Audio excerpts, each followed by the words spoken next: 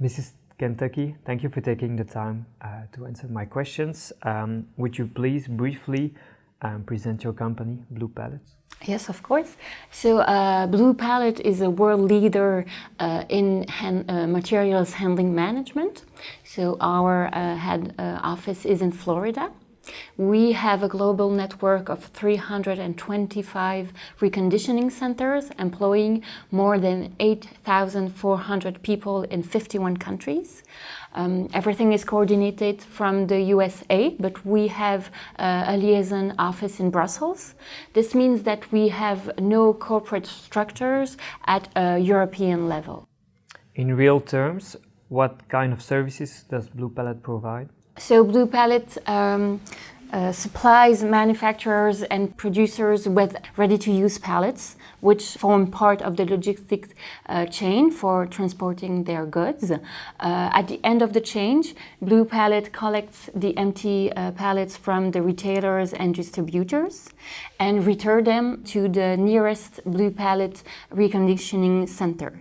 There, we make sure that the pallets comply with our quality standards before they are reused.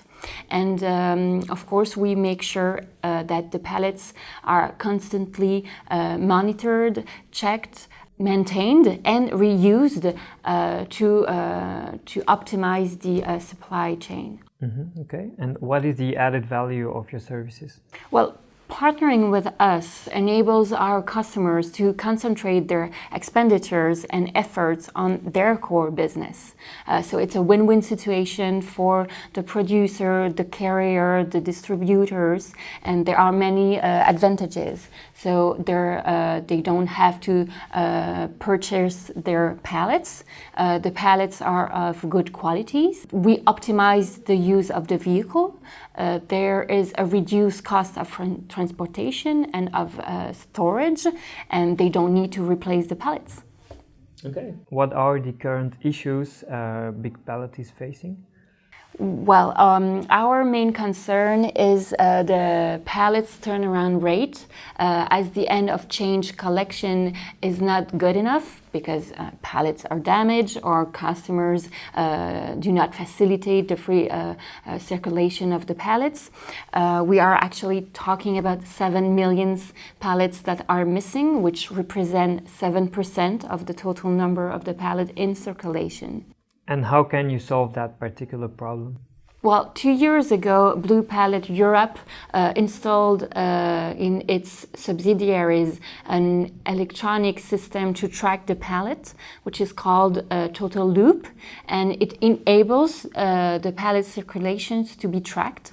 So each time a pallet leaves a Blue Pallet depot, it's immediately entered into a computer and is followed throughout its entire journey to the customer.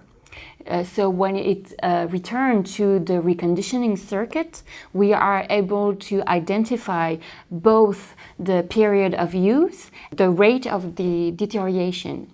That sounds great.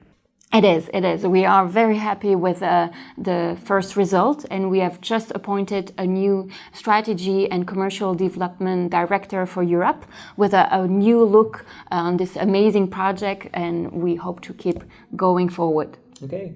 Thank you very much for your time, Mrs. Kentucky. My pleasure. Good morning, Mrs. Welfare. Good morning. Thank you for agreeing to answer our questions.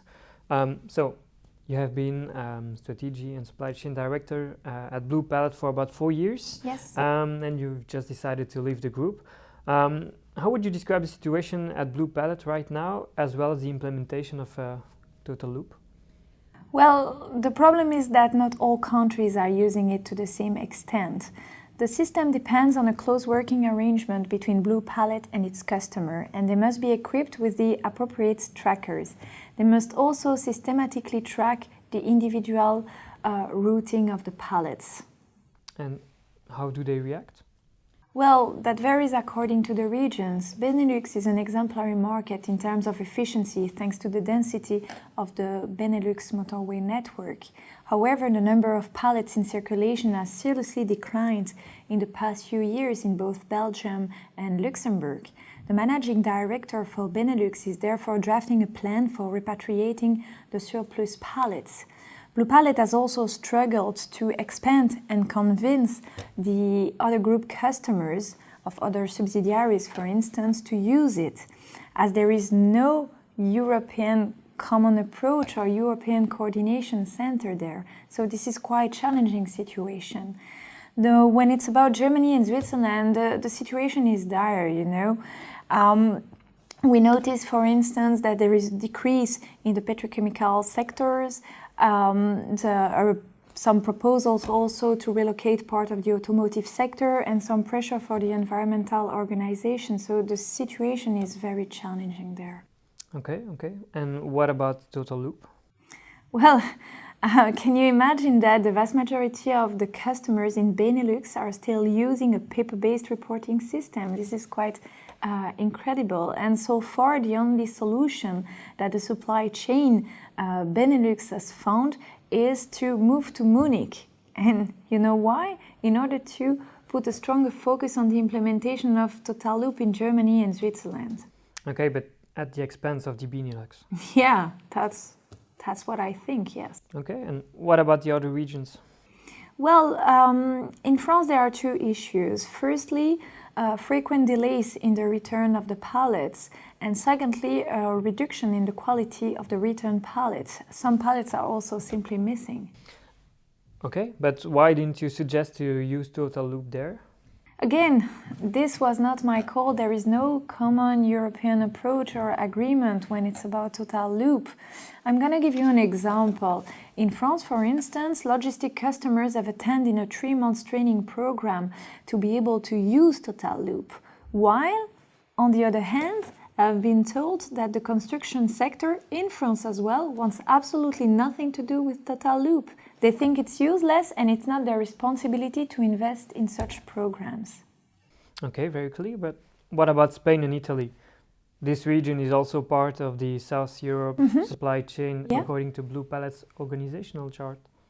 Yes, in Spain and Italy the situation is far better. Actually, they are experiencing an excellent growth, especially in the fruit and vegetable market, both in domestic and international market. And the implementation of Total Loop was far better there, especially, I think, thanks to good customer relationship management. Okay, so quite encouraging then. Yes, definitely. But are there other countries which could be role models? Yes, there are Nordic countries, for instance.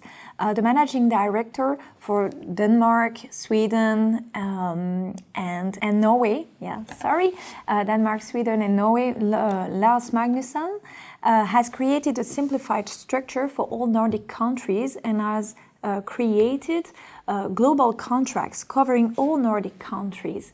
And so Mrs. Solveig Ingmar, who is the responsible for the supply chain there, has benefited from this simplified structure to implement Total Loop. So it was far easier for her there than in other regions. Another success story is UK and Ireland. Mr. O'Kelly is very proud of the new reconditioning center in Chelsea. And I think that he would have liked to become the new strategic and commercial development director for Europe. You know, Total Loop was created there, and one of the things that he told me is that he doesn't understand why the Total Loop champions haven't been more fully involved in the implementation of the system in Europe.